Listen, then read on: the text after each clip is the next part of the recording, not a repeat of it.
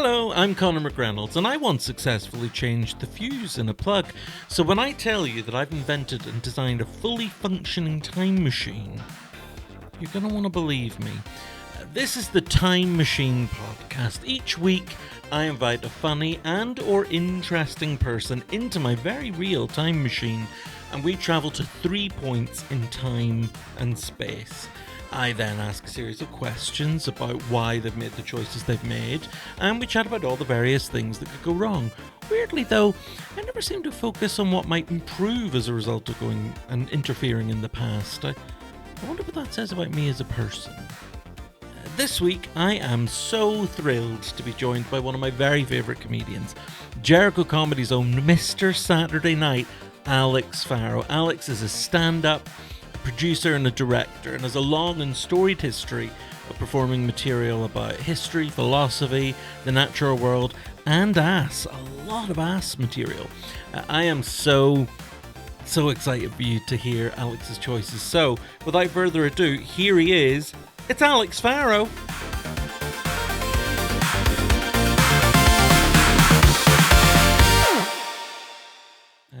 Yes, let us talk for the first time as though we've not been talking at all ever before this. It is nice to meet you, Conor McReynolds, a podcast host that I'm very much meeting for the first time. Thank you very much. How are you doing today, Alex? I'm not too bad. I'm going to eat a banana at different times during this podcast, so I hope that doesn't Well, interfere there we go. That is a treat. Anybody watching this visually. Exactly. That's a treat for the people who watch on YouTube, where we release an extended. Oh, there's some unpeeling going on. Subscribe and like for this action. Alex Farrow, I have told you on a number of occasions before, and it's not just to blow smoke up your ass. I think you are the most learned friend I have. I think you remind me of, and I made this comparison to you a couple of weeks ago when we saw each other. You remind me of a kind of a Robin Ince or a Stuart Lee, in that you can kind of turn conversationally to kind of almost anything. And I know you've got such a keen interest in history. So did you struggle to narrow down to just 3 choices for the podcast today? I did, yes. Yeah. And then my major question was, should I pick something funny or should I pick something I care about? And so I arrogantly thought, I'll pick something I care about, and then hopefully something funny would emerge. My first thought for where to go back to would have been 1987, Ireland, and your mother's house. And I thought we could discuss all the philosophical implications of being your own father. But I chose not to do that. But I thought we'd kind of run out of a bit more of a laddier vibe than perhaps philosophy comedian Alex Farrow is used to. But you so other than wanting to visit Dublin in 1987 and see me, what missed out on the cut? You know, I wouldn't be seeing you, Conor. I wouldn't be seeing you for 9 months, buddy. Okay, now we're getting it. I just got what that means. Hello to Susie Mack, if you are listening. Big love, Susie. Big love. What didn't make the cut that wasn't my mum? Oh, I mean, I suppose there's so much. When I was growing up, I was really into Time Team. And so that's all set in like the British countryside. And so it'll be sort of 8 people in really kind of ropey jumpers getting really excited about like the tiniest stain in mud. And, you know, they might find a coin over like 3 days or something like that. And so, to go back to some of those digs and to see what was kind of actually there and whether they guessed it right and all that kind of business would be just very, very satisfying. So, sorry, you mean you'd want to go back to the time from when that coin appeared, as opposed to going back and just appearing? As opposed to going back to like 1992. I was thinking, wow, I never thought that anybody would use a time machine to go back to an episode of Time Machine just so they could hang out with Baldrick and look at a muddy coin. But that would be fun in its own way. It was a real childhood favorite. It was sort of the last thing I'd do on a weekend before school. Oh It's always a yeah. Sunday, late Yeah, Sunday. Channel 4, yeah. I've been very surprised on this podcast so far. This is episode 6. At how few guests have seen Back to the Future. Have you seen Back to the Future? I have seen Back to the Future. That is a relief to me. Now, I don't think there's anybody else I've had on the podcast so far. No shade to any of our wonderful guests so far, but I don't think there's anybody that where I would be surprised if they hadn't read H.G. Wells' The Time Machine. But I think I would be surprised if you haven't read it. Have you read H.G. Wells' The Time Machine? I have indeed. I knew you would have done. What is your favorite literary or cinematic time travel story or experience? Oh, my favorite time travel experience. Yeah. I suppose my favorite time travel experience would be the process of traveling forward in time and space by being alive every day. That is a very Here's the important philosopher. time travel experience. Oh yeah, what a annoying answer. Well, no, do you know what? Travel in time actually forward in a linear fashion. My next questions that I've got written down are, because I know you're a philosopher and you'll give interesting answers. So what is your relationship with time? Oh, well, I think a lot of comedians all have a set about being a bit older than they'd like to be. Yeah. I think there's like I think it's a real common thread. I don't know whether that's to do with my peer group being in their 30s, but like I think age as a form of comedic perspective is really lots of people are doing it at the moment.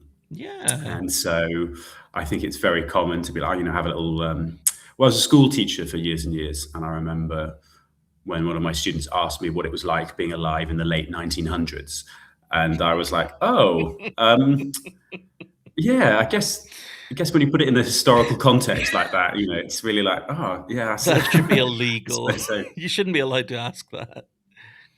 And so I think teaching and working in arts and kind of media, I think people are very aware of like, basically themselves and how they fit into the world by when and where they were born. Yeah. It's a question I ask most guests. I think you, again, because you've got such an interest in history, the idea of being born in the right time. So I spoke to brilliant Kaylee Jones a couple of weeks ago, and she was saying that she thinks she would have thrived in the 1930s, given her skill set, kind of singing, tap dancing, that kind of thing. 1930s is such a loaded decade. Yeah. That is big red flag stuff. Kaylee is an absolute legend. But like, I think if somebody's like, oh, I'd go back to 1930s. Oh yeah, Europe. Yeah. Cabaret bars. Yeah. Beer halls. Yeah, absolutely. What a time. Great ideas flying around. Oh, yeah. What's the least red flag era you could go back to? That is a great question. Anywhere before communism, no red flags then. But also, that's a great question. Well, when you talk to people about history has it's kind of loaded. It's politically loaded. And so when you do ask people their favorite era of history, there are these times when you're like, oh, like you can kind of guess people's politics from what they say. Okay, yeah. Like that. And so, you got a lot of people, particularly when you're into philosophy, a lot of people will talk about being fans of Sparta or being into Stoicism.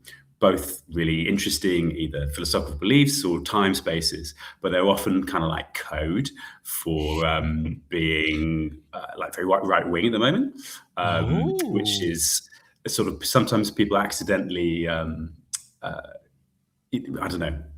allude to reveal a little bit about ideas that have been used on, say, the right in ways that aren't probably very healthy. That's not to say that that's necessary, or indeed that the lovely Kaylee Jones is a far-right Nazi. I'm not saying that. I put it on the record that Kaylee is absolutely lovely and does indeed just want to go back to the 1930s for reasons that we don't need to ask about. To sing and dance in support of minorities, I'm sure. Uh, Anglo-Saxon is a time period that's got exactly the same like loaded qualities. I've only really recently found this out. So if you grew up in the UK, you probably did the Anglo-Saxons for like a term mhm. when you were like 9. You know, like the Sutton Hoo burial, and sort of maybe a bit of King Alfred if you were good. But the word it's kind of Anglo-Saxon if you're either a French academic or a member of the Trump White House. Anglo-Saxon is often being used as a placeholder for like the master race, which is Oh. which I hadn't really kind of picked up on until I met some Americans, and I said I was from near a place called Wantage. And this guy was like so excited. He was like, "Oh my God, Wantage, the home of King Alfred, the father of the Anglo-Saxons." And I was like, "Yeah, yeah, yeah." The local school's called King Alfred, and he was like, "Oh my God, there's so many people in America who just think that's an incredible place." Because if you're using the term Anglo-Saxon, that's a synonym for master race. Right. But I don't know if there are any white nationalists listening. But if you think that Wantage is the home of the master race, you need to take a visit. You need to go down that high street. I don't think the master race would have such an infrequent bus service. I think the master race would have a bigger variety of shops. I think the master race wouldn't be vomiting so much on the streets aged sort of 18 as I was in sort of Wessex. That is, yeah, that's a sobering thought. In every sense, vomiting in the street. Really sobering. I think I think a time machine would be wasted in some people's hands, and then I think of someone like you who is exceptionally busy, and I think you would use a time machine to full effect. Do you think it would be something that you would quite like to have access to, or do you think it's too loaded and too difficult to manage? Oh, it's godlike power, that isn't it? Yeah. I can't be trusted with that. Absolutely not. No, Being an definitely not. MC is power enough. Power over the I, 60 I people you're in a room with. so I do sometimes kind of beginner comedy courses, and Yeah. I feel that's too much power. You get this lovely. I really do. I think about it every time I do one. You get these wonderful people who come and they'll have brought. I mean, I remember when you did this, Connor. Yeah. They bring their first sort of comedy writings. Connor brought this huge, like color coded binder. I've never seen anything like it, Connor. It was absolutely enormous. And obviously, Do we you got on like remember a what the house on fire. system And was for that? well, you had green, which was basically ready to go, as I seem to remember. You Uh-huh. had yellow, which was need some work, Yeah. and then red, which was like Alex Farrow can make this work or something like that. I can't I think remember, but it was a the traffic red light was, system. yeah, about as close to kind of never say this out loud to another person. The The orange, forbidden set. yeah, yeah, but write it Connor's down like just in case edgiest Alex gear. can make it good. But yeah, I think you probably would have looked at the red column and been like, "Yeah, best leave that alone." I remember the one of the very first sets I ever wrote was for I think it was for a stand-up history show that you were doing, and I wrote a 10-minute set about a woman called Bridget Cleary, an Oh Irish yes, that lady rings a bell. who was famous. And I can't quite remember what happened to her, but basically the story was that she suspected that her children had been taken and replaced with changelings. Witchcraft again. It came up when I was speaking to Kaylee a few weeks ago, and the reason that Ireland had such a kind of uh, comparatively low number of people who were accused of witches was because we had these other kind of folkloric figures that kind of explained the same sort of paranoia that people attach to witchcraft in Europe and America. And changelings was one of them, where you really believed that the fairies had taken your family and replaced them with changelings. So Bridget Cleary, I think she might have killed her family because she thought they were changelings. And I wrote this 10-minute set being like, this is funny. And I remember you reading it and being like, I don't think you're ready to do this one yet, buddy. So we reworked it, and I wrote first set is child murder. It's quite like it's quite do your dating material first, buddy. Come on, I think you were maybe saying like, let's pop that in the red column for now. Yeah, blimey. Well, you're I think let's dive straight into the time machine here because there's so much I want to hear you talk about. Your first choice brings us back about 2,400 years, and you've chosen to visit the Forum or the Agora in ancient Athens, a place where you might encounter some of the giants of philosophy, such as Socrates and Diogenes. Have I pronounced that correctly? Yeah, perfect. Marvelous. So tell me, first of all, tell me what the Agora was and what it kind of represented, what its function was in ancient Greece. It was essentially a meeting place, I guess. We get the word agoraphobic from agora. So it was a big, wide, open space where I think it's interesting now because we have all these records of some of the best philosophical debates happening there. You'd have sort of Socrates, who would kind of basically flag clever people down, or often like politicians or like teachers, and just kind of ask them questions about stuff. And I don't know, there's loads of thoughts about it. As I describe it now, it feels like, those podcast street interviewers, right? Like what you're listening to sort of thing. Yeah. So it was sort of, it's essentially the birthplace of so many like ideas that shape the world. Yeah. And when I say we've got loads of records of them, so you've got like really detailed stuff from Plato, but then so much of it comes from these things called fragments.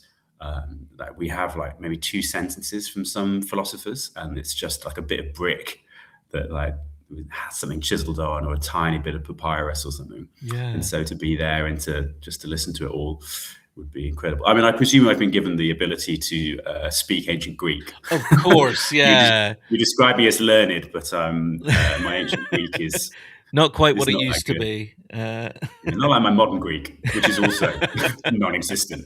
But I absolutely think there's something in the time machine. One of those little kind of earbuds you can put in, and it automatically translates. Because Socrates, as you said, basically invented so many, not just philosophical ideas, but like fundamentals of storytelling and that kind of thing as well.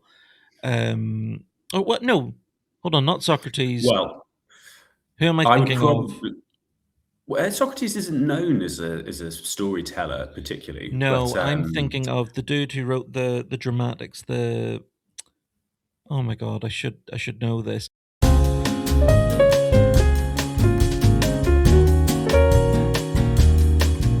Aristotle. Aristotle wrote the kind of fundamentals of the sort of 3-act structure and all that kind of thing. But yes, so Aristotle wasn't really around the same time as Socrates, I don't think. So a little bit after. You can think of Socrates as being Plato's teacher, and then Plato as being Aristotle's teacher. Yeah. So a long way round to say that yes, basically at the Agora, all of these philosophical ideas, these fundamentals of storytelling or democracy and that kind of thing were sort of said to be invented here. It's where did your fascination with this time and this kind of culture come from? I suppose I read a book called Sophie's World when I was 14, which is a little introduction to philosophy. Okay. And I just got like hooked after that. And so for whatever reason, like that particular time and place is where this kind of style of thought begins. Yeah. And it's so like broad. When you were talking about Aristotle there's so many thinkers of that time that inform so much of what we do. I was like, oh, of course he means Aristotle, but you could have meant so many like others.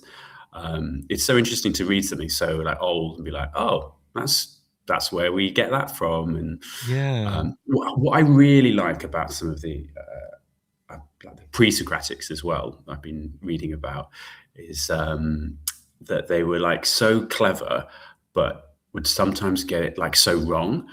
They were just sitting around in this marketplace. They weren't doing any like missions or research. There's this guy called Empedocles who basically discovered evolution thousands of years before Darwin's voyages. And I remember reading about it and being so excited. He talked about how all the parts of a body work together and they must have evolved to work together so well. And I was like, oh my God, this guy's a genius. Like, he discovered this thought just through thought alone. And then you read the next paragraph and he goes, at the beginning of time, there were creatures just made of legs. And you're like, oh my God. What?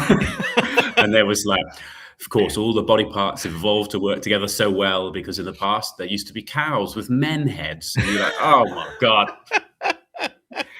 He'd worked out that it couldn't just be chance that things like chopping teeth were at the front and chewing teeth were at the back. There must be like a principle which meant that over time these work together well. And he was like, yeah, just at the beginning of time, all the body parts were mixed up.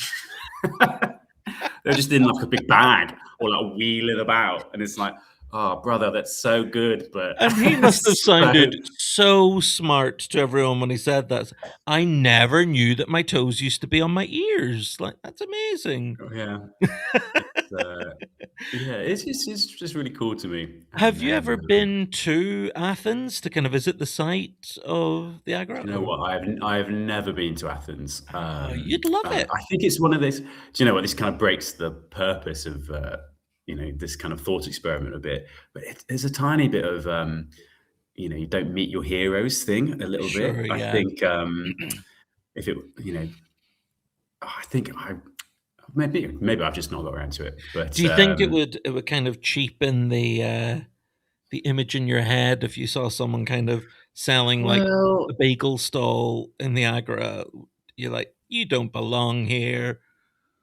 Well, if you want to see things from ancient Greece, I can go to Bloomsbury in London, and I can see some really incredible marbles from where they belong.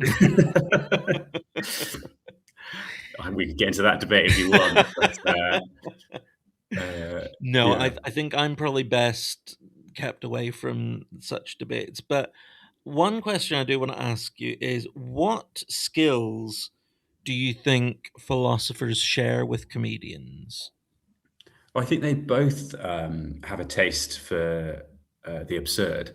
They're both really interested in things that don't make sense, seeing things that we've seen before and going, oh, but that doesn't make sense. Mm-hmm. And a comedian will go, oh, this is funny.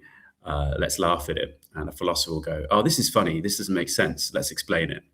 And, like philosopher Seinfeld would be like, what's the deal with airplane food? And the philosopher Seinfeld would be like, well, it's actually very difficult to make food at high altitude. There's no like market forces that would mean that you would pick your airline based on the food. There's just not a system that would provide for. A philosopher asks, at what height must food be before it becomes airline food? At what point does the food stop belonging to the earth and belong to the skies? That's great. Yeah, no, I love that. We talked about these huge sort of things that have shaped everything in our society. Things like the fundamentals of story or democracy. Democracy is always the big thing where they say it was invented by the ancient Greeks, but their version of democracy was very flawed. Do you want to tell us a bit more about how I think kind of we hold ancient Greek democracy up as this kind of shining beacon of this is what we must all have, but it was very exclusionary. Yeah, no women. I mean, that's the biggest exclusion. Like I talk about Socrates and Plato. I mean, Socrates hated the idea of democracy. Yeah. So you had all these like really smart people who weren't necessarily like pro it. And then, I mean, I think the thing about Athenian democracy, excuse me, that's I think very interesting for today is it was quite a direct democracy. So you'd have particular policy actions, and you'd get a stone and you'd all put it in a jar. It's a kind of early referenda. And I think I'm very like pro democracy or whatever, but I'm also I don't know how often the public should be asked direct questions of policy with referenda. Yeah. I think it's a fascinating question. I'm really into these things called citizen assemblies at the moment, where Okay. groups of people are consulted on how to move forward with policy. But I often think that the way that you phrase a question for a referendum, if you're going to do direct democracy Athens style, it's it's difficult rather than funny or whatever. I've got a bit about democracy in my comedy set. I do a lot, and I get people to cheer if they vote, and then I get them to cheer if they don't vote. And obviously, if you cheer by not voting, I'm like, oh well, tricked you there, sort of thing. But yeah, you have these great conversations in bars afterwards with audience members and stuff. Democracy, it's out of fashion, man. People, Yeah. maybe they think they're being funny and they go, yeah, I don't really believe in it, or we should have a dictator or whatever. And I think, or they list off, the people who shouldn't be able to vote or whatever, these morons who, Yeah. people Yeah. who vape shouldn't vote, they say, or it's like, ha, ha, ha, ha, ha. I get the joke and I definitely get the feeling, but I think we really take it for granted. We really, Yeah. I mean, Socrates' argument, as I understand it, his way of expressing his kind of displeasure with at least their version of democracy, he put forward the idea of if you were sailing a ship, if you were going off on a ship, you wouldn't just ask any Tom, Dick, or Harry off the street to captain the ship. You would want an experienced naval commander. So why, when it comes to government, is that the thing we do? And then we've had, I suppose, I mean, you look at Britain over the last however many 100 years. It's usually the wealthy, it's usually the people with private education who are the elected to government. And then you get someone like Hannah Spencer, a plumber, who shakes the system up and goes into parliament and says, why the fuck is everybody drinking all day at work when they're supposed to be making our decisions? So what do you think Socrates and Plato would make of how democracy has evolved and the kind of modern Western version of democracy? I mean, I think they would probably maintain. I mean, I think both Plato and Socrates would be. I think they'd still be autocrats. Hmm. I think they believe that. In autocracy, and that's a fancy word for dictatorship, Hmm. single person rule. Um, I mean, yeah, I don't think. I mean, I think that their arguments are just as relevant today as Yeah. they were in the past. Would they have changed their minds? I don't know. I mean, I'm treating this way too seriously, aren't I I? I'm love like, it. No, this is why we're here. um, yeah, when he talks about how a doctor is an expert in the body, and then Plato says, well, a philosopher is an expert in how things should be ordered, and it's like, yeah, it it is much more complicated than that. In that, they also talked about things like mob rule and things like that. We've had a system of time when I don't like if there were a referendum on hanging, it's been known for 100 years easily that the People will bring it populations back. of every country are very, very pro that. It Yeah. happens to be something I'm not, and it it's difficult. I've really got bogged down in this in a way that I'm like, But it's fact. maybe to be honest, I'm actually having my own rethinking of what democracy could and should be.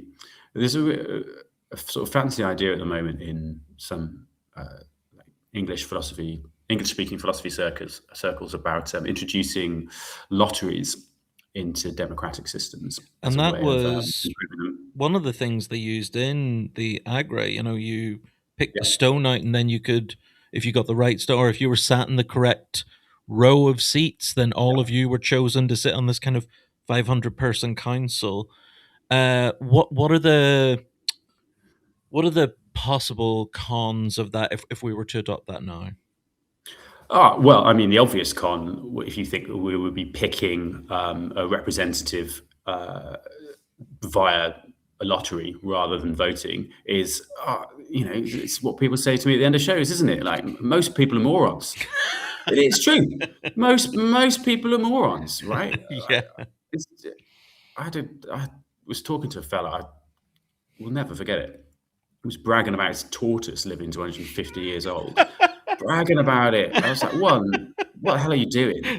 Anyway, and he wouldn't shut up about it until somebody said, "If you have a pet that lives longer than you, I don't think you have a pet. I think you are the pet." And I saw this guy's face just completely drop, and I was like, "People aren't, they don't think enough." I don't know. It's just a bit.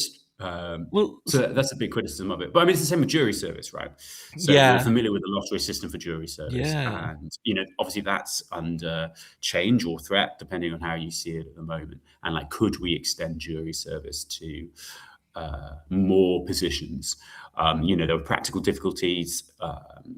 Like, what would be the pay for that sort of thing? It would need to be sufficient to Mhm, mhm. remove people from like work and stuff like that.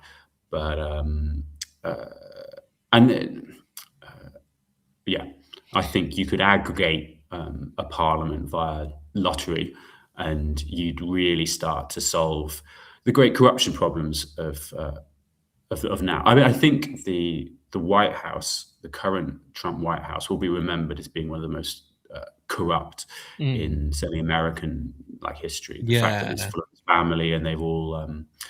I mean, it's truly repulsive, making millions They've of just, dollars yeah, enriched betting themselves. on when bombs will land on these Yeah, poly market things. yeah, It's truly like, if you were writing villains in a novel, you'd be like, "This is a bit, it's a bit much." yeah, Do you know what I mean? yeah. It's like they're betting uh, on on bombs. It's like, why can't you go back to Bush and just make money by bombing the Middle East, like, in the open? You know? It's like, oh, geez. Yes, imagine slipping more and further into Oh, dystopia yeah. than that. Well, it's yeah, it's fascinating, and you talk about the idea that people are morons, that we don't know enough to be trusted with that kind of power. I mean, Socrates himself was someone who said, I know enough to know that I don't know anything really. Or I'm paraphrasing. Yeah. Um, but I think that is a sign of wisdom. Like it's the people who go about saying, "Oh yeah, believe me, like I'm very smart." Like Trump, I have all the best Mm, words. I'm very smart. They're an idiot in the truest sense. Socrates also was arrested and ultimately died in prison for corrupting the youth of Athens. mm. Uh, if you were to kind of For ages, I thought that was, I was really disappointed when I first read about that. I was like, "Oh, I thought it was I thought it was a pedo." yeah, yeah, Um, but, he wasn't. That wasn't, what he did. Ironically, the people who put him to death were. yeah, So, when he was put to death for corrupting the youth, it was like, "Oh, you were putting ideas in their heads when you should have yeah. been putting stuff in their butts." It was like really like topsy-turvy by like modern standards, but What kind of modern cultural figure do you think you could sort of compare him to, or is there a comparison, or is it so beyond the scope of anybody who's kind of existed since? That sort of idea of oh, speaking that's truth to such power, or something like that, and being well, every comedian wants to be a version of Socrates, right? yeah, What are we if we're not fools? You've got this phrase, the Socratic fool. You're talking about Socrates, who would say, I am a fool. I don't know anything. And he'd ask all these people in the forum in Athens, well, do you know this? Do you know this? What about this? What about that? And he'd show that we know far less than we really think we do. In some level, we're all sort of morons. And that's where that phrase you alluded to from him comes. Wisest is he who knows what he doesn't know. Wisest is he who knows he's the fool.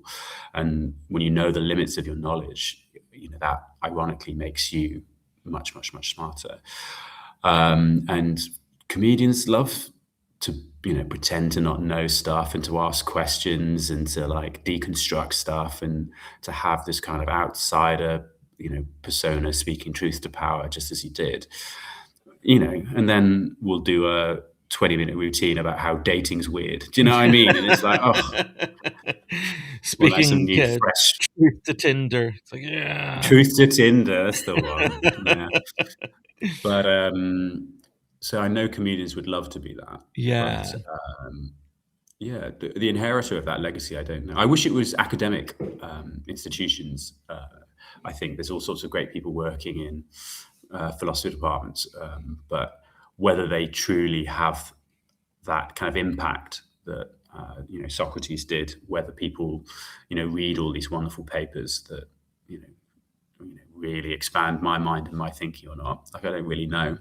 Yeah, you do end up kind of ancient Greek style as a comedian, standing up in front of people, delivering a speech, and I think crowd work is so Socratic. Socrates did it all through questions and stuff like that. Like I would love to have 1% of what something like Socrates had. I think that would be a truly beautiful gift. It would complete my life. I think you do yourself a disservice. I think you've already got it. I mean, one philosopher that I'm delighted to say you're nothing like is Diogenes, who Diogenes, yeah. sounds absolutely hilarious. Tell us about Diogenes the Cynic. Well, the thing about Diogenes is now you're like, oh, he's got such a funny life. Oh my God, I bet Alex Farrow, philosophy comedian, talks about Diogenes all the time. It's one of those things where you can't really add anything. No. It's just like he lived in a barrel. He wouldn't wash. He was known for masturbating all the time, but also being kind of razor sharp, right? And so I think it's Diogenes who I think there was somebody trying to define what a human being was, and this speaker says, "Oh, it's a something that walks on its legs, but it doesn't have feathers." And then Diogenes apparently threw a plucked chicken at him and said, "Behold, a man!" It's like, that's cool, right? It's good. It's good gear. It's sharp. It is sharp. Nice He's one of the founders of cynicism, which as a philosophy, I think I misunderstood until I read a bit more about it yesterday, and I think it is kind of largely misunderstood. I think cynicism is almost a sort of byword for relentless negativity now, or to skepticism, I suppose, is a synonym. But it's more about non-conformity, about sort of self-sufficiency, and also there's a big part of it that's related to like Diogenes talked about living in accord with nature. Yeah, as I get older, that living in accordance with nature starts to, you start to, work out, what you as a human being are like. I don't know, design isn't the right word, but we all have, different proclivities, different things we're a little bit better at. And if you work against them, I think all human beings should do these natural things. Like we should dance, we should sing, we should laugh, we should run. These aren't optional extras. These are what the human animal has done for millennia. And when you don't do these things, when you don't have collective experiences with what would have been the village but is now whatever your community club is, I think you really miss something. I think that a good life, a life lived accordant with nature, is finding what you're good at and then using your skill to better your community. It feels so painfully right on or worthy that, but I think it really not is. At all, no. I think if somebody's ever down or wondering what to do with their life, take something that you're interested in and then do it as a fundraiser for something, or do it to, like, if you're, if you're good at conversations, go down your local care home, volunteer there, get some great conversations with some amazing people, collect all their stories. If you're into like games, get your, volunteer at the local, kids community center. There's loads of people who need a mentor there. Like, whatever, you paint, great, do it. You dance, great, do it. You into making stuff, do it, and do it for others. And paradoxically, I think you'll be doing it for yourself. I love that. I think that's a great philosophy, and I don't think you need to qualify it by saying, it sounds worthy or whatever. I just think that's brilliant. I think that's a really positive thing. If you could, our time, unfortunately, in ancient Athens is running short. If, as you're hopping back into the time... Oh no, the Persians are coming. Fuck. Fuck. It's Iran again. I knew we shouldn't have closed that strait.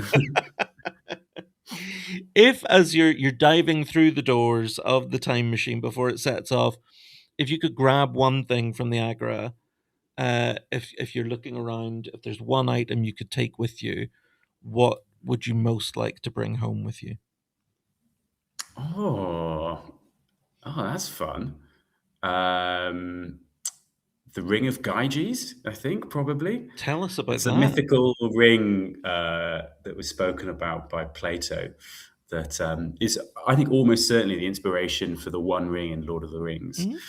So it would give you. You asked earlier, if I had the power of time travel, could I be trusted with it? Plato uses this example of this invisible ring to show that actually most people can't be trusted with great power, because as you know, if you've ever read Lord of the Rings, this ring is very corrupting of men and stuff like that. And so I think in my last few moments in Athens, I would get desperate and I'd take this one powerful ring. And I think that would make the movie of this very dramatic. I like that. And you're back in the time machine. You have this very powerful ring, and we are heading on your second spin now. And your second spin takes us to the Indonesian island, please forgive my pronunciation, of Maras Pangkep in South Sulawesi. And we're going back around 51,000 years for this one. And you want to visit a limestone cave where the Sulawesi warty pig cave art is. Well, that's the one, babe. Tell us why you made this choice and why this is such a significant place and time in human history. Pig, innit? Pig pain. Just 3 letters, 1 word answer, enough said. Pig. Yeah, the first, arguably one of the first depictions of art, one of the first basic stories because of the way that it's presented. Arguably, what is it that makes a human being rather than an animal? Is it that ability to represent oneself and other things as in a non-literal and metaphorical sense? Like, this pig is the beginning, I think, of the human mind. And if you look at it, it's cute, it's big, it's fat as well. Well, you can tell from like early man or woman, whoever it was that did this, is like when they look at a pig, they know what's going to happen to that pig. They see good meat. Pig is one with a lot of bacon on it, and this thing is like, it's big as well. It's sort of life size. Yeah. So I think it's beautiful, and I think it's really, really, really funny that the first truly human action, arguably, art, pig. For the first known drawing on our planet, so there have been, in South Africa, some kind of abstract sort of lines and stuff. So we know that the idea of carving something into stone or using pigment to corrupt a surface or something existed, but corrupt a surface was fucking weird, wasn't it? Corrupt a surface. That is a sentence that's going to keep me awake tonight whenever I go to sleep. Connor's left his mark. But for the first... Is this okra? For the first sort of known image that kind of told a story, like a sort of narrative picture, or something we would identify as a kind of an image with a story. It's a genuinely good drawing. Like, I couldn't Yeah. draw a pig that well. And we had like art classes at school and stuff. These Yeah. people didn't have art classes, and yet they drew a very impressive, very large pig Mhm. using pigment on a cave wall. It's a really fun drinking game, just to get people to draw from memory really basic animals. There's such a divergence of ability to do it, and don't let people copy. Don't let people like look on their phones or whatever. People forget how to do like the things they could do in primary school. People with and then you get people to keep drawing animals, and you find that people only have one animal they can draw. My friend James was trying to do this. I was like, draw a pig, and I was like, oh, that looks like a dog. Just like, I'm like, draw a horse. It's like, that's also a dog. So like, he's like, James, it's still dog. It's hard. It's hard to draw this stuff. There's a very fun drawing game. I think it's called Telestrations, and it's sort of like the drawing equivalent of what we used to call Chinese whispers. I don't know what the game's called now. Apologies. That's a very old-fashioned name for that. So right on. You're so right on. But the drawing game, you start off. It's actually called East Asian Whispers. You start off by drawing something. I can't remember whether you get to decide. I don't think you get to decide. So you get a prompt. You have to draw something. Then you pass the pad over, and the next person gets to look at the drawing. Next page, they write down what they think it is. Then the next person can only look at what the guess is, and they have to draw it, and it goes around the circle, and then you get very different things. That wasn't leading to anything. It's just a fun game, and I would recommend checking it out. When did your fascination? This is a very recent discovery, isn't it? It was like 2021. This was fine. So this one's really recent. I mean, I've been interested in cave art. I suppose again from philosophy, from that question of like, what makes us human, and I think that I find it so fascinating. Who was the first person who had like a thought? What is it that makes us us rather than like the other primates? Do other animals think like us? And so do they, every sort of decade, scientists and philosophers have this new thing to try and make humans human, right? So for ages, it was tool use. People were like, what makes human beings different from animals is that they use tools. And now we find, like crows use tools. So many creatures use tools. So it's not that. And then it was language. And if you've ever met a parrot, it can do that. And then you're like, so then it's probably like complex syntax, or then it's like, is it farming? And then it's like, no, ants kind of do that because they farm we keep finding more capacities within the animal kingdom to do things. And so I think one of the candidates for what makes a human is to have a complex representation of the world that you remake yourself, that you hold not just in your head, but that you can project out into the world, like a map. So you have a map of the world. Human beings, maybe they're map makers. Maybe that's the thing that makes them slightly different from other creatures.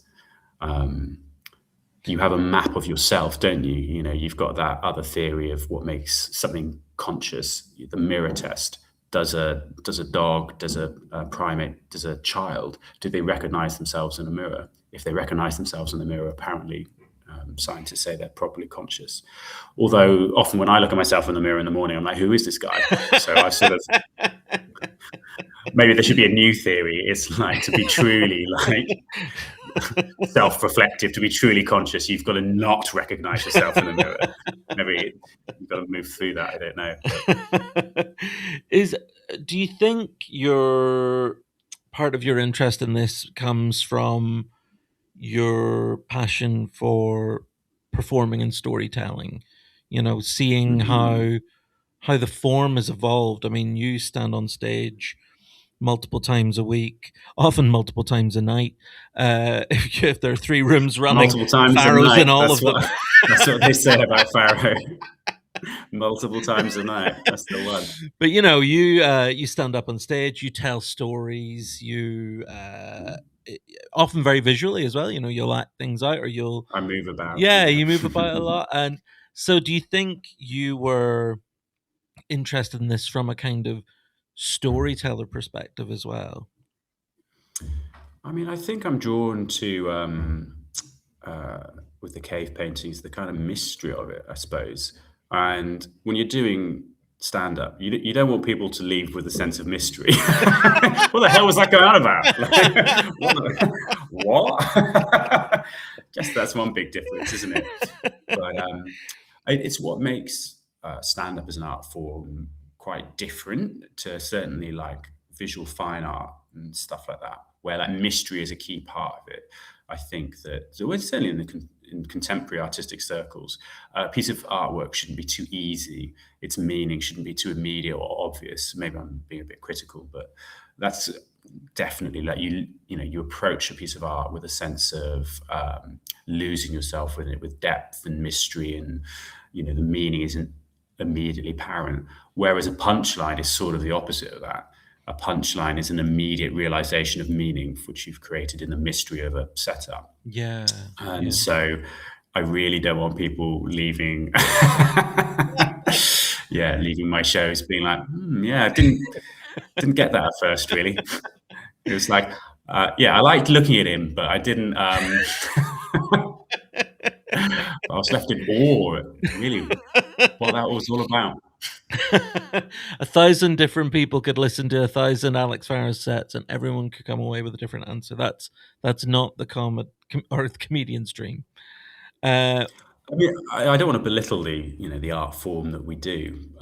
You can absolutely, beneath your one-liners and your punchline like reveals, you can definitely have like other things going on. You can borrow loads of other kind of literary devices and stuff like that. Do you know? I really. Oh yeah, go on. I had a really interesting meeting this morning, just before we were chatting, and it really made me think a lot. So I have a little comedy sort of sketch being performed at a thing in June 10th at the New Wimbledon Theatre Studio in London. And it's like part of a new comedy writing night. It's this little 4-person sketch, takes place at a dinner party, really silly little piece about a guy who's trying to impress people. And so he lies and says that he grows various fruits and vegetables, sells them at a market, and he just digs deeper, deeper, deeper. And really, like, I didn't give a huge amount of thought to it. I thought, very normal situation, and one guy acting quite desperately. That's kind of a funny sort of square peg, round hole type sketch, where everybody else is very normal and kind of almost sort of nondescript, and really it's all about this one guy who's just drowning in front of everyone. And I had a really interesting chat with the person who's directing this little piece this morning. And she said one of the actors came in yesterday to the first rehearsal and said, I think that this guy is a doctor or a psychiatrist. And I was like, what? Where did he get this? And it's fascinating to me, like the amount that, as you say, we as kind of comedians or writers, we can write a bit. And for us, it can be like, for me, that was totally surface. It was just silly man doing a silly thing in front of people, embarrassing himself. But other people can look at it and get this out of it. Like, I think the way that this person speaks and the way this person listens, there's something of a kind of doctor or psychiatrist about it. And it really opened my eyes to the idea that, like, in performance, I suppose, and in people's experience of any art, whether it's storytelling or visual, like the pig, people are going to take something different from it. When I am working with other comics, whether years ago that was you, or whether I'm directing people today or whatever, I think it's so fascinating how people reveal parts of themselves really kind of unintentionally or like subconsciously. I was certain when you were doing that routine about a panda losing his shit in the supermarket. I was like, but this is Connor. Connor is the panda. That was so obvious to me that you'd written this really like cutesy metaphor for yourself being a panda in the supermarket. And I was like, all right, well, you're the panda. And you were like, what? Yeah.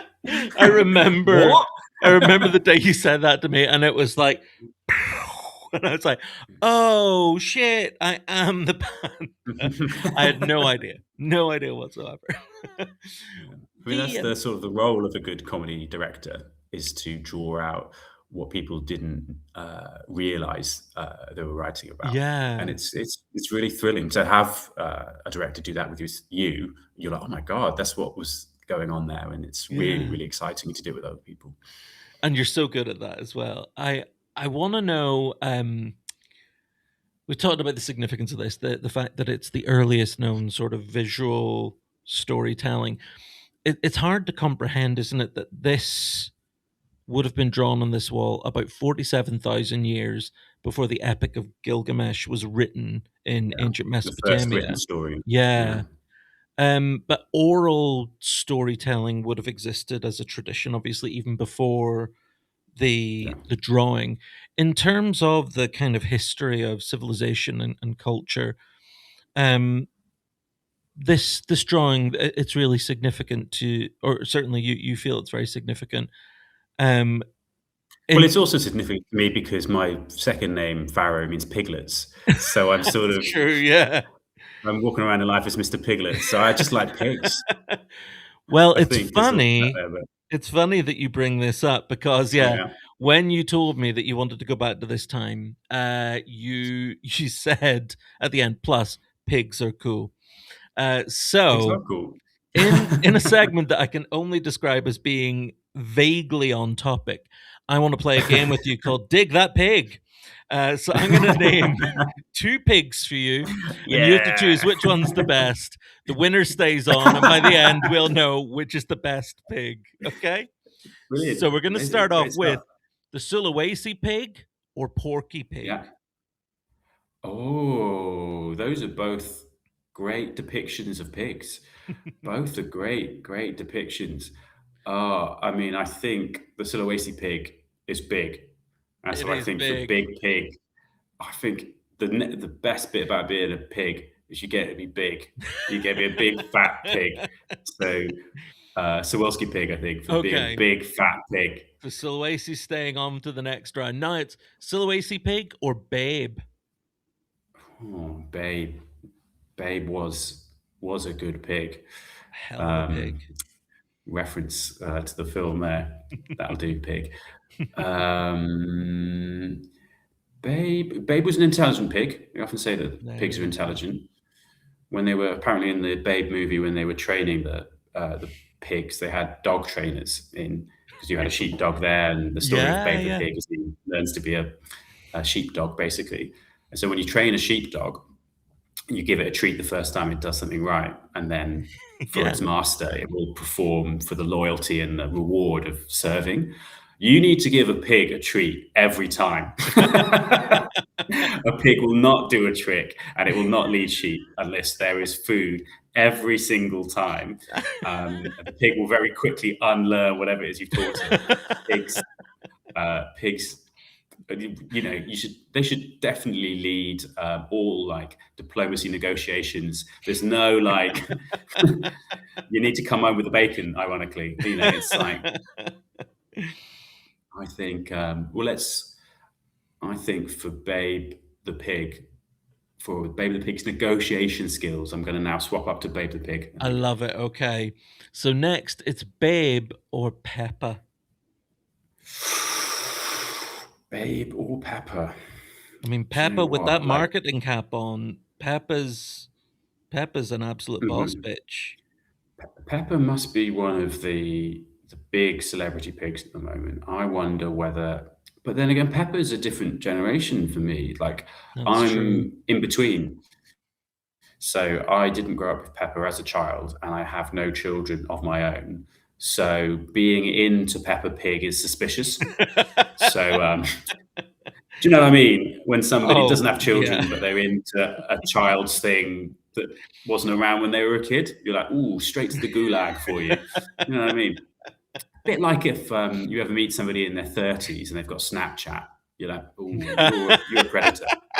You're an absolute predator. Get rid of that. No way. Oh, you're 38 and you're going to Urban Outfitters. What are you doing, you pedophile? Get out of that shop. So for reasons of not wanting to be like that suspicious guy, I'm going to stick with Babe because Babe is my Excellent generation. shout. This one is really tough. Babe or Miss Piggy? Two great pigs again. I mean, I think Miss Piggy is a true feminist icon in every way. You know,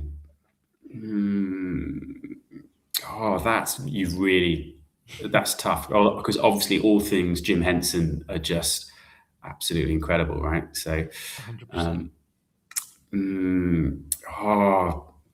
Babe or Miss Piggy, you get the casting vote on this one. I think you need to help me out on Dig This Pig. I didn't know there was a phone a friend on Dig This Pig, but then it is the early days of the game show, I believe. So I'm gonna have to say Miss Piggy.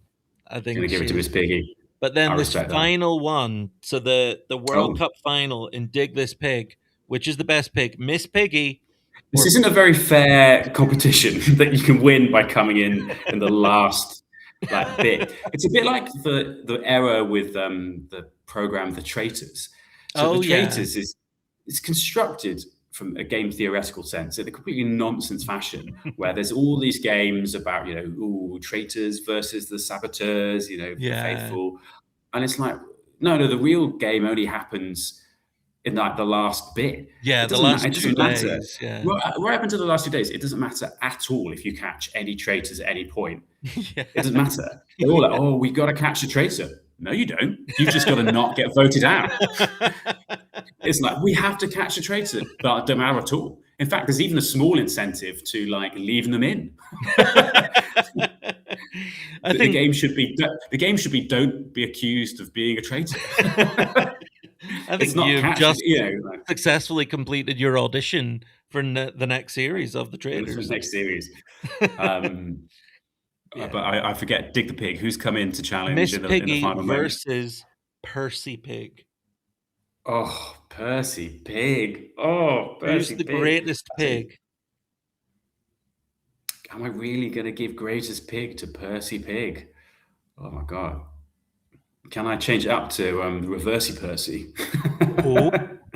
Have you never had a Reversey Percy? Oh, my God, it feels so wrong. Cameron did, wasn't it? Yeah, it's. I like the fact that we feel that the listeners won't need any extra information to know what a Percy Pig is. Yeah. I'm sure all of Conor McReynolds' listeners will be very familiar with M&S confectionery. I think I'm going to have to give it to the Percy Pig. Well, there we go, ladies and gentlemen, everyone else listening. The world's greatest pig, Percy Pig. That was a fun round. I'm sure that'll make a comeback in future episodes. Just no explanation. It's like, so you've chosen to go back to the World Cup 1994, which is the best pig. If you were in that cave 51,000 years ago, what would you have drawn on the wall? Oh, great question. Should have seen it coming. Oh. We all know the very first thing that comes to mind. Yeah, we're all thinking it. Well, maybe we're not all thinking about it, but a lot of the first cave paintings are a hand that's been dusted. Yes. Have you ever seen those, right? And it's the outline of a hand, and it's just kind of, you can place your own hand against it, and, you can have such a connection. There was obviously another body part that one could dust for a very different type of connection. I only got there when you said, and you can place your hand over the handprint. I said, uh-oh. So, obviously, that's what we're both thinking I would draw on the wall. Very funny to find 51,000 years later. Well, you'd be corrupting the wall with your special mark, is what we've discovered from earlier. think we've got a two-man situation going on here for dusting this particular body part. Oh God, I'm such a mix of things. I was thinking about this the other day. It's like, what do I like thinking about? What does my mind think about? And it's like, oh, I like to think about what it means to be human, whether time travel would be possible, whether it would be intrinsically self-destructive, whether if it was possible, would I even ever do it? And I'm also like, yeah, though, but dusting your cock on a wall is just fucking funny. As I said, and you didn't hear the intro, which I recorded before we started chatting, I've advertised you to our listeners as someone who talks a lot about history, philosophy, natural science, and ass. That you Oh have a yeah, lot of definitely. ass material as well. I think you, for want of a better word, you straddle that line I admirably. straddle Yeah. that particular crease. Yeah.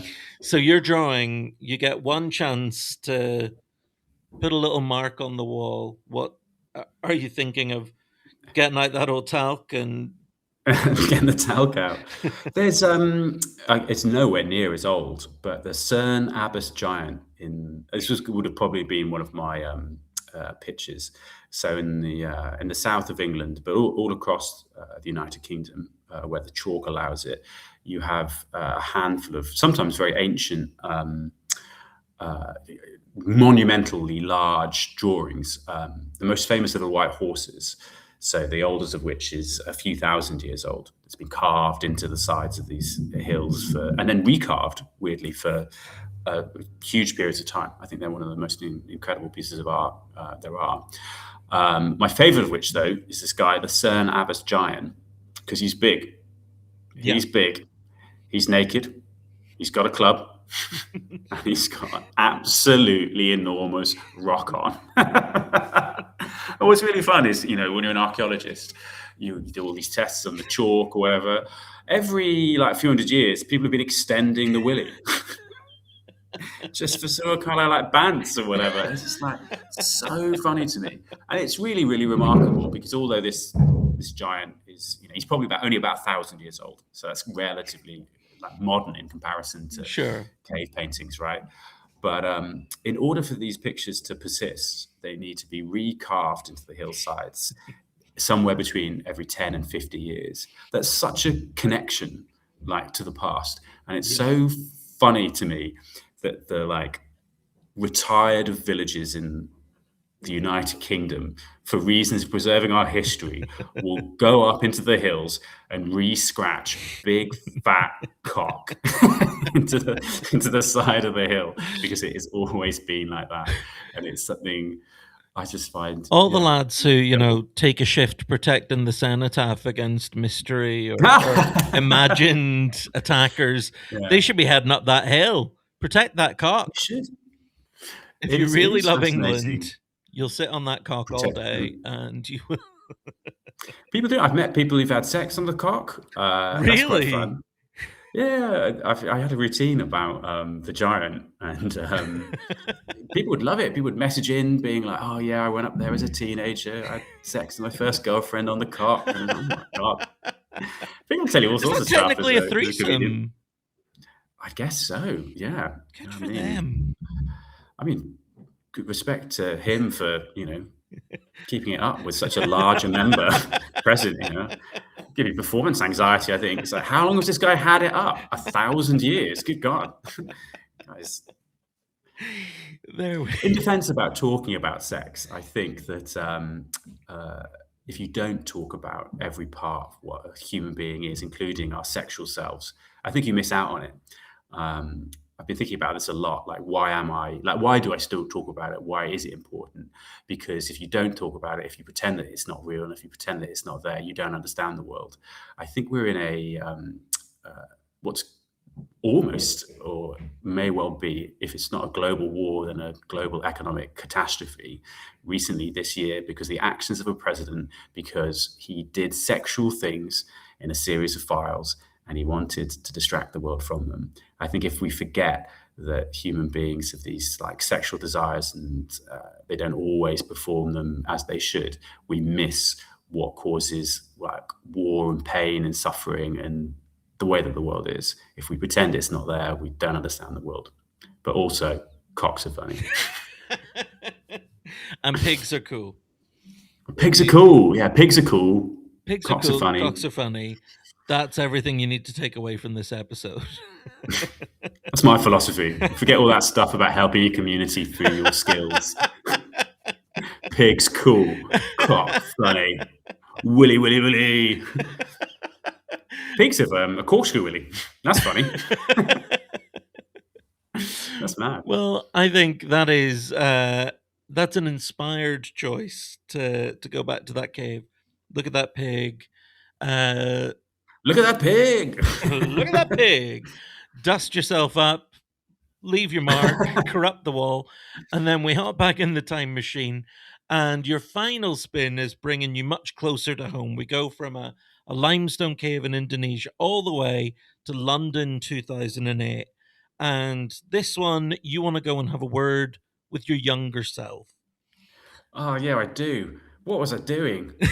I've got to. Well, what were you doing? I think anybody with a time machine who, with multiple goes on it, who wouldn't go back and sort themselves out is you're missing a trick, really, right? I was just hugely embarrassing. Everything I did was stupid and wrong, and like everything. I was absolute muppet. Good God. I mean, 2008. You just left university. I was at uni for some of it, yeah. Okay, yeah. And then look, very proud of doing a philosophy degree. Like 2008, first thing I did after that was I went to go to Paris to be a nanny. Big mistake. Shouldn't have done that. I don't know if you can imagine being a 21-year-old man going into a home to look after a child. Like I was like, with somebody who ended up being a bit mad, this parent, the madame. Oh my God, it felt like I'd graduated from one of the most fun experiences in my life to being an immediately divorced dad. It was absolutely mad thing to do. Look, not to be too hard on myself, I'd gone there, because I was in love, and I think that's kind of really beautiful. And if you are in love, you got to chase that and all that sort of stuff. But oh my God, I was a real I had such a weird philosophy at the time. I think I was trying to live sort of without capitalism. So I mean, I don't even really remember quite what I was doing, but I was I wouldn't buy clothes and stuff like that. So I was it's good to mend stuff or whatever, but I was just finding clothes on the street sometimes, and I was wearing those, and I was this is mad. I used to sleep on the floor. I don't really remember why, but I think it was something about it would give me a perspective, because that's what our ancestors did. I was a little freak, Connor. I was an absolute little freak. I'm actually too embarrassed to say why I would sleep on the floor. I would sleep on the floor because there's a bit in Che Guevara's diaries where he sends away many of the soldiers in his guerrilla army, because he says, these are men who have always slept on pillows. How can they be friends of the people? And I read that and I was like, yes, Shay, I'm sleeping on the floor. What? I think I didn't need to do that. It wasn't good for my back. But you know what? And it wasn't good for the people either. It was, man. I don't know. Don't beat yourself up. I think somewhere in 2008, I was appreciating that you were sleeping on a floor because it meant there was an extra bed for me. So yeah, I did it for you, Connor. Well, that's extraordinary. That's your father, as we've discussed in my previous time travel abilities. What did you want to achieve in 2008, other than being a man of the people? What did you want to achieve?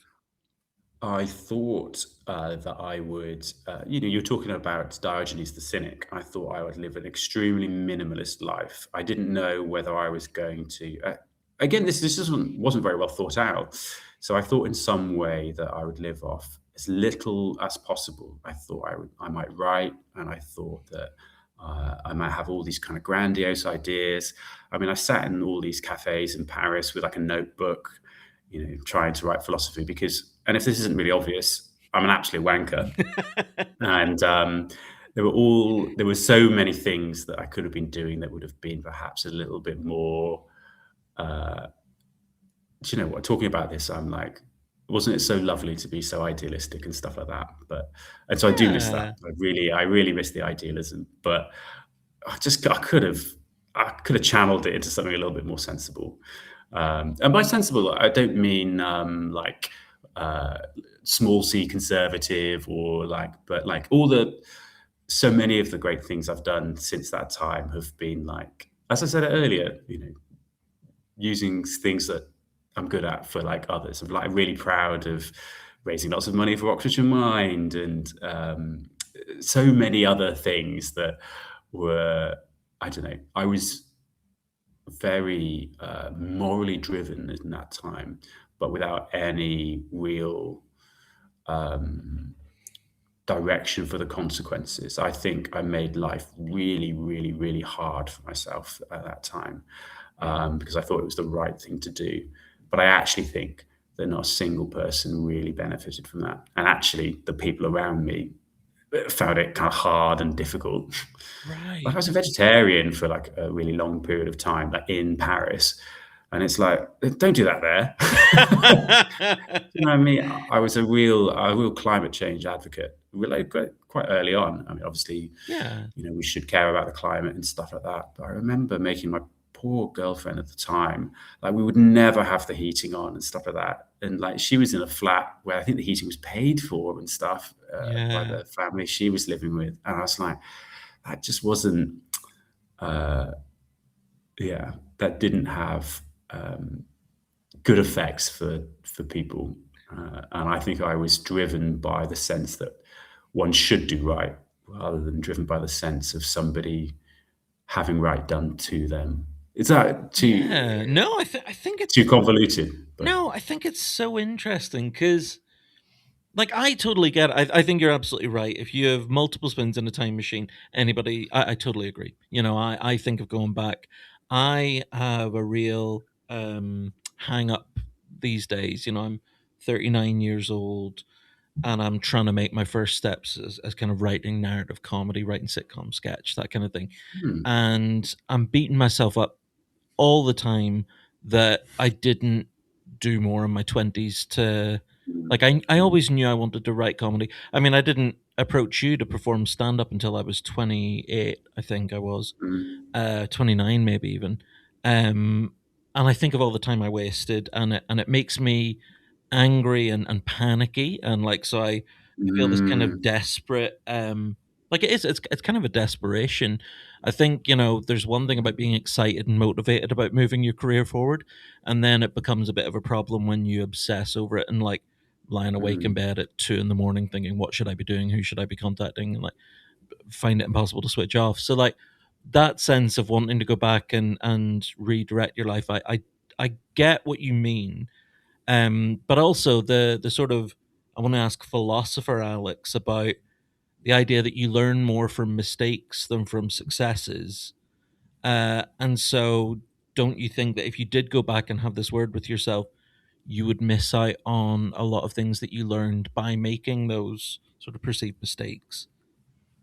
I think there are all sorts of incredible things that you can do by reflecting on mistakes.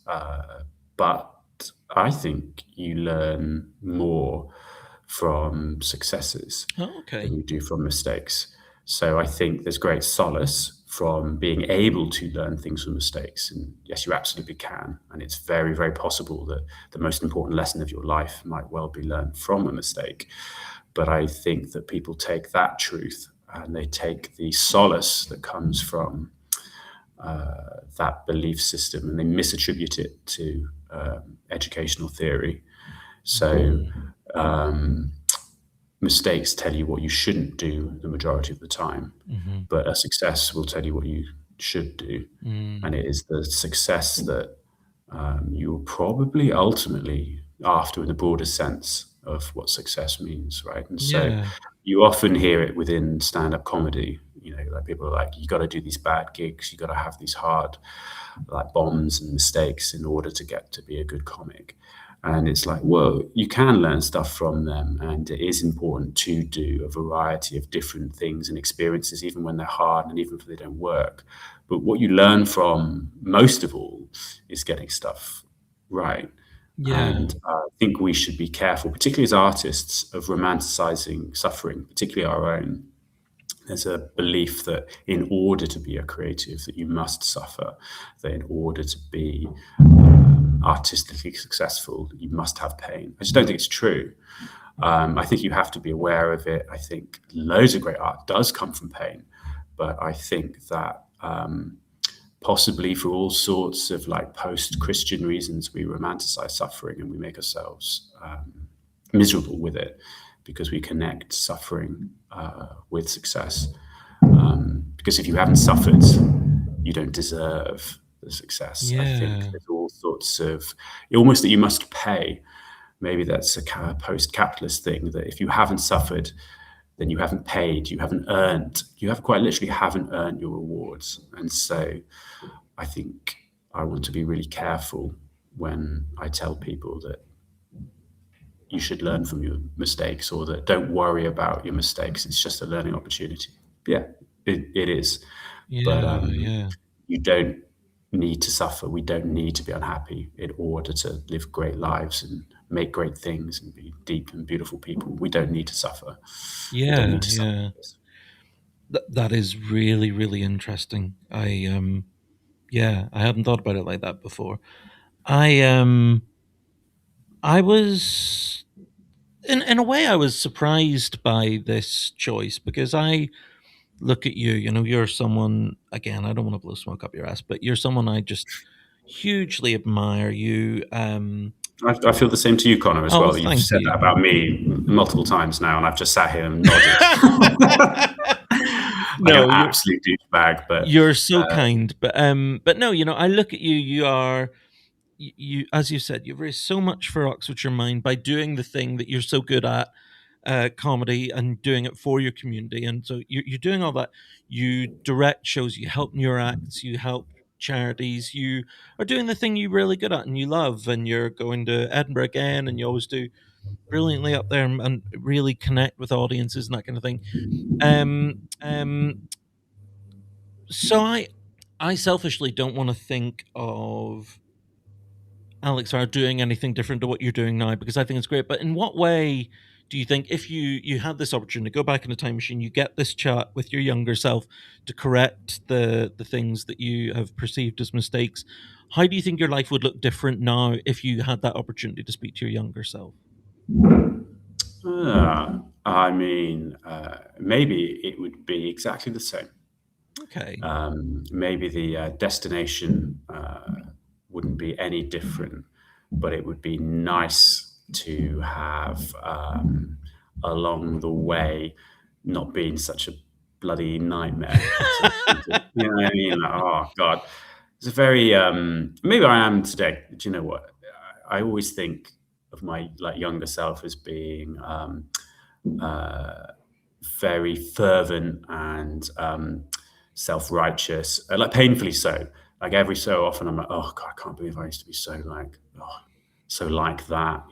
Everybody should, live a carbon neutral life, God, or climate change is going to change the world. And at the moment, I'm sort of kind of obsessed with talking about war in the current, Trump White House. I'm doing a set about telling people to, divest their pensions from America. I think it's really funny to do a whole comedy set about pensions, but the irony being as well that about 80% of the people on the lineup with you won't have a pension. Yeah, well, I'm also doing these seminars for people who are self-employed who should be, thinking about money and investments and stuff like that. Anyway, my mum finds it so ridiculous that I'm a comedian, because she says this to me again and again and again. But Alex, you have always been such a serious boy. And I'm like, yeah, I suppose so. Anyway, I think that perhaps maybe it's why I like doing stand-up, and why I particularly like doing crowd work so much, because I just lighten the hell up. It's so completely addictive to do something like stand-up. I imagine people get it with like kind of dance or music as well, but you're completely immersed in it. You can't think about anything else. So whether you're like troubled or worried about the world or your life or money or whatever, it's all gone for me for up to like 6 hours every Saturday night when I start doing Jericho Comedy at 4 o'clock, setting it up, thinking about the new material. And when you're like physically in front of people with all their expectations of like, who is this guy? And he hasn't said something funny for 20 seconds. You're just so completely immersed in how you need to make them laugh that nothing else matters. And you can be a right old silly Billy and talk about pigs and willies or philosophy, whatever it is, and however it comes up. And I think it's just completely addictive and completely Would that freeing. have surprised really wonderful. 2008 Alex if you went back and imparted some of that wisdom, and shared that thinking with him? Do you think 2008 Alex would have been like, what? No fucking way. Like, that's not going to be what I do. Or do you think that would have been like a little light bulb moment where it's like, that's what I want to work towards? Well, I wouldn't have realized I wouldn't have realized what sort of flow states are. I suppose what I'm describing is probably a flow state Yeah. where you're so immersed in an activity that, it feels like time doesn't pass or passes all kind of at once, right? You kind of like wake up from an activity. So you're just so drawn into it. I remember my first comedy set, it felt like it was seconds. It went so quickly. But so I suppose, would I have even understood what a flow state was? Yeah, no, I would have done. I mean, I probably would have only really had flow states, like talking to other people, not necessarily, well, either about philosophy or philosophical things, that kind of, you talk, what's the similarity between a comedian and like a philosopher? Like good philosophy and a good joke, you get sudden understanding. So like a premise leads you down a garden path, and then if somebody makes a good observation, whether it's philosophical, comedic, like it hits you immediately. You're like, I suddenly get that. And when you get into like a role of those with somebody who's just completely like opening up your mind to how something you thought you understood but you didn't, is kind of really thrilling, and you can stay up all night and not even realize it. And so I was getting a little bit of that in 2008, and maybe I could have tried to convince him to do even more of that. That's really lovely. I think that's it's a great final choice. All of your choices have just been brilliant, and thank you so much for being so generous with your time and your thoughts and your insights, and I've gotten so much out of this conversation. All things considered, as we hop back in the time machine and we return to where we are now, Alex sat in a cafe in Oxford, Oxford 2026. Good time for Alex Farrow to be in, do you think? I feel so deeply, deeply lucky and grateful that I've traveled through time to Oxford 2026. Oh, mate, that is. Thank you so much. You have a very busy summer coming up, just the way you like it. You're directing at least 2 shows. And then I'll be performing stand-up philosophy. Perhaps that's the thing I should be promoting the most, because it kind of is the perfect sort of Alex Farrow brand. I get my favorite comedians, I get them to do a set on a theme. It could be like love or power or like shame, and then I ask them philosophical questions about it. And so I draw out the implicit philosophy in all the best comedians' work, and I do that every day in Edinburgh at 2:30. It's really exciting and it's really cool. And if I keep writing enough, I'll try and do a solo show as well. But like, I love it. You should come and see a show that I do.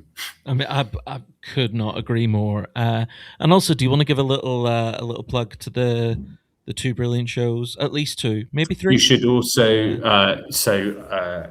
great shows you should see are Amelia Hamilton's show this year, Directed her last year. That was really, really great. She's just brilliant. Loads of philosophy in there. My favorite comic, you should see Chelsea Birkby, absolutely phenomenal. You should see Matt Hobs, just brilliant. You know when somebody's got a funny show title, his show's called 100% Badgers, but he's doing the second version of that. And so I've been trying to convince him to call it 200% Badgers, but he refuses to because he thinks it's funnier to call it 100% Badgers 2. No, 200% Badgers is funnier. Sorry, Matt. I think 200% Badgers. But I was speaking to someone at the BBC Comedy Festival the other night who Matt knows as well, a Bristol comedian called Harry, and he was excited by 200% Badgers coming. So you need to tell Matt 200% Badgers. Yeah, these are all my my funniest friends, as well as you, myself, Connor. I can't wait to. I know you're not standing up anymore, but sitting down to write. So I'm looking forward to reading your next piece. Thank you so much, buddy. This has been an absolute delight, and I cannot wait to see you in action again soon. Much love.